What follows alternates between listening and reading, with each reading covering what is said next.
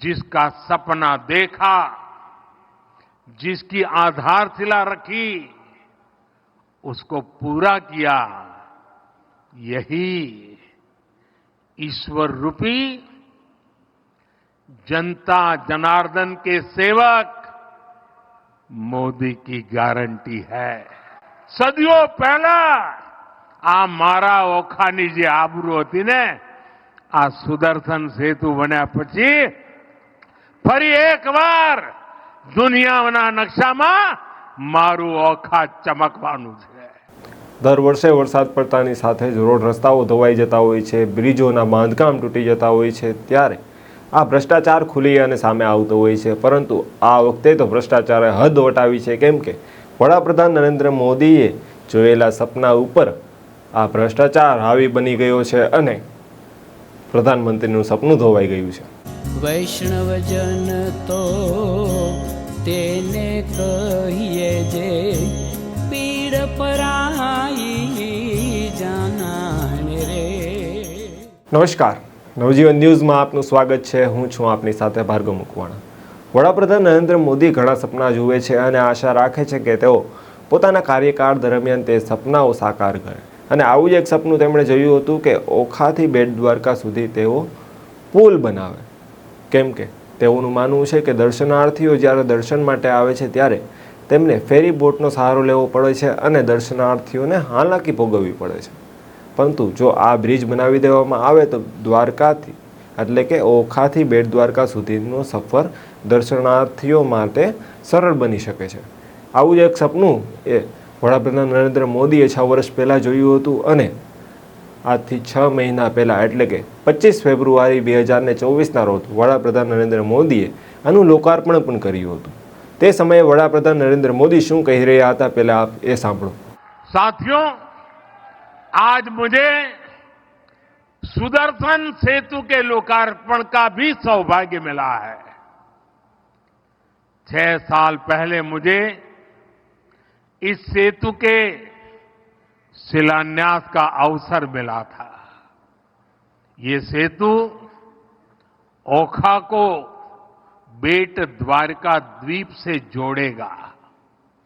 ये सेतु द्वारकाधीश के दर्शन भी आसान बनाएगा और यहां की दिव्यता को भी 4 चांद लगा देगा. जिसका सपना देखा, जिसकी आधारशिला रखी, उसको पूरा किया, यही ईश्वर रूपी जनता जनार्दन के सेवक मोदी की गारंटी है.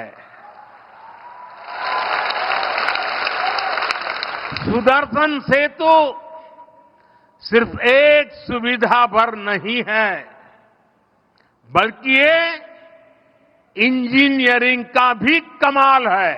આ વડાપ્રધાન નરેન્દ્ર મોદીનું જે ભાષણ છે તે 25 ફેબ્રુઆરી 2024 એટલે કે જે દિવસે સુદર્શન સેતુ કે જે ઓખાથી બેટ દ્વારકા સુધીનો જે કેબલ બ્રિજ બનાવવામાં આવ્યો છે 1000 કરોડના ખર્ચે તેનું લોકાર્પણ કરવામાં આવ્યું હતું. તે સમયે વડાપ્રધાન નરેન્દ્ર મોદીએ ભાષણ કર્યું હતું અને તેઓ લોકાર્પણ કરતા સમયે પોતે ગર્વની અનુભૂતિ કરી રહ્યા હતા અને પોતાને ભાગ્યશાળી માની રહ્યા હતા. પરંતુ આ દેશની જનતા કે જેના ટેક્સના પૈસાથી આ 1000 કરોડનો બ્રિજ બનાવવામાં આવ્યો છે તે જનતા શાયદ પોતાને ભાગ્યશાળી નહીં માની શકે. કેમ કે આ બ્રિજ ઉપરથી આજે એક દ્રશ્યો સામે આવ્યા છે. તે દ્રશ્યોની અંદર આ 1000 કરોડના ખર્ચે બનેલા વડાપ્રધાન નરેન્દ્ર મોદીના સપના ધોવાઈ ગયા હોય તેવા દ્રશ્યો છે. કેમ કે એની અંદર સાફ સાફ દેખાય છે કે માત્ર 6 મહિના પૂરા નથી થયા, 6 મહિના કાલે પૂરા થશે. 6 મહિના પૂરા થવામાં 1 દિવસની વાર છે. ત્યારે આ એક ચોમાસું આવતા જ આ બ્રિજની અંદર સળિયા દેખાવા માંડ્યા છે. કેટલીક જગ્યાએ બ્રિજનો ભાગ તૂટી ગયો છે અને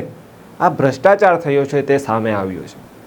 જ્યારે વડાપ્રધાન નરેન્દ્ર મોદીના સપનામાં જ આવો ભ્રષ્ટાચાર થતો હોય ત્યારે સામાન્ય લોકોની સુવિધા માટે જે બ્રિજો બનાવવામાં આવતા હોય તેમાં કેટલો ભ્રષ્ટાચાર થતો હશે તેની તો કલ્પના કરવી પણ હવે તો અશક્ય લાગે છે. કેમ કે આવા જ બ્રિજો બનાવવામાં આવે છે જેની અંદર ભ્રષ્ટાચાર થાય છે. એક વરસાદ આવે અને બ્રિજની અંદરના સળિયાઓ દેખાવા માંડે, ક્યાંકથી પ્લાસ્ટર ખરી પડે, ક્યાંક બ્રિજ તૂટી જાય, ત્યારે આવી જ ઘટના મોરબીની અંદર બની હતી, જેમાં કેટલા લોકોએ પોતાનો જીવ ગુમાવ્યો હતો. જો આવી ઘટના હવે દ્વારકાની અંદર બને તો કોઈ નવાઈની વાત નથી, કેમ કે એક જ વરસાદની અંદર જો બ્રિજની અંદરના સળિયા દેખાવા માંડતા હોય તો આની અંદર ભ્રષ્ટાચાર થયો છે તે તો જગ જાહેર થઈ ગયું છે.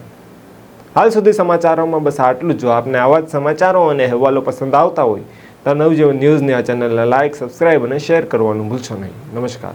વૈષ્ણવજન તો તેને કહીએ જે પીડ પરા